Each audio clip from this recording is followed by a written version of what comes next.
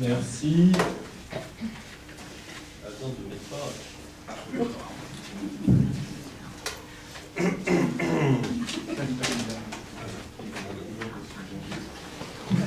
Horreur de public.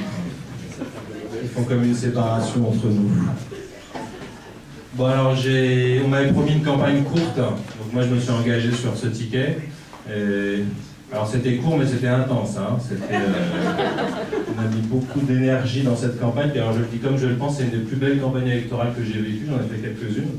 Alors c'est pas que celle que j'ai faite précédemment avec la LCR ou la LPA n'était pas enthousiasmante, ni celle que la municipale n'aurait pas été une belle aventure humaine, mais là il y a quelque chose en plus qui s'est passé. Et le quelque chose en plus, c'est qu'on a mis ensemble dans cette candidature des gens qui d'habitude ne travaillaient pas ensemble, justement. Et ça a donné la patate. Enfin, moi, j'ai été épaté par l'énergie qu'on a dépensée et par la mobilisation qu'on a suscitée dans cette campagne. Alors, je suis le dernier à parler pour le ticket des 4. Le ticket, je dis le ticket à dessein parce qu'on l'a conçu comme ça, cette candidature. On a dit, on va faire une équipe. On va faire une équipe avec des gens qui sont différents. Alors ça a été dit par les uns et par les autres, mais c'est vrai que cette idée d'équipe, c'était pas évident dans une campagne que tout le monde avait prédit comme étant une campagne atone, dans laquelle personne n'en parlera. Alors c'est vrai qu'on n'est pas aidé par les grands médias de communication, mais nous, on s'est dépensé pour aller au contact de la population. Alors on a fait ça pour rassembler, hein, pour rassembler, pour partager avec la population nos préoccupations et puis nos propositions politiques pour l'ensemble de la population.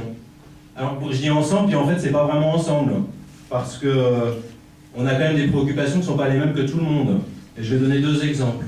Par exemple, on n'a pas les mêmes préoccupations que les propriétaires des grandes entreprises, celles du bâtiment, qui bénéficient aujourd'hui des partenariats publics-privés dans les collèges, qui eux défendent ces projets-là.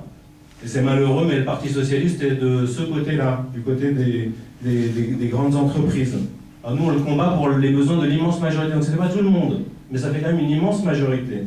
On n'a pas non plus les mêmes préoccupations que les bâtisseurs du Grand Paris, qui, avec l'argent public, nous ont proposé et sont en train de mettre en place une gare RER, enfin un train, quoi, en plein champ, dans le triangle de Gonesse, là où il n'y a personne, dépense de l'argent public, parce que c'est une condition qui a été posée par, je ne sais plus comment il s'appelle, le groupe, là, pour faire venir Europacity. Donc vous et moi, on va payer avec nos impôts la gare qui permet à un grand groupe industriel de venir là, à 2 pas, organiser un grand complexe commercial Maxi Super Giga, qui va appauvrir le Maxi Super qui est au Paris Nord, qui lui-même a appauvri le Maxi qui était un peu plus proche, et puis qui au final assèche le tissu commercial local. Absurdité, stupidité de l'économie capitaliste qui appauvrit le plus grand nombre pour faire le beurre de quelques-uns. Vous voyez, c'est pas pour tout le monde, c'est pour l'immense majorité qu'on fait cette campagne. Donc on n'est pas la candidature de tous, par contre on est la candidature cohérente. Une candidature cohérente parce qu'on ne dit pas, on ne fait pas comme nos concurrents, hein, ceux qui vont arriver derrière nous, qui vont dire ce qu'ils n'ont pas fait pour promettre ce qu'ils ne feront pas. Notre ambition elle est différente.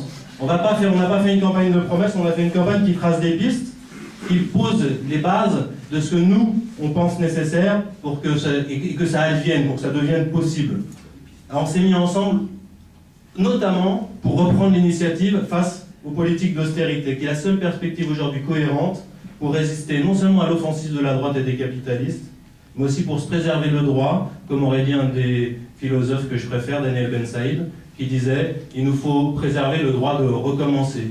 On a échoué, on a le droit de recommencer. Et donc notre candidature, elle pose ces bases-là, ensemble, avec la perspective de changer la vie. On se donne le droit de recommencer et de redévelopper des perspectives contre l'austérité, contre le capital. L'austérité, alors dit comme ça, on pourrait dire c'est juste un slogan. Et bon, en fait, c'est très concret. Je vais citer un exemple.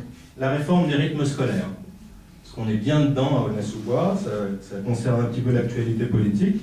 Donc voilà, la réforme des rythmes scolaires. L'État a transféré une compétence supplémentaire aux communes organiser des travaux d'activité périscolaire sans que ce soit financé par le premier euro, sauf les 2 premières années, hein, histoire d'appâter le chaland. Hein.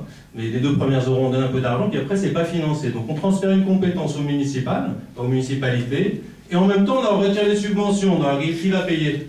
Qui va payer? Bah, c'est le salarié, c'est moi, c'est ma taxe d'habitation, c'est ma taxe foncière.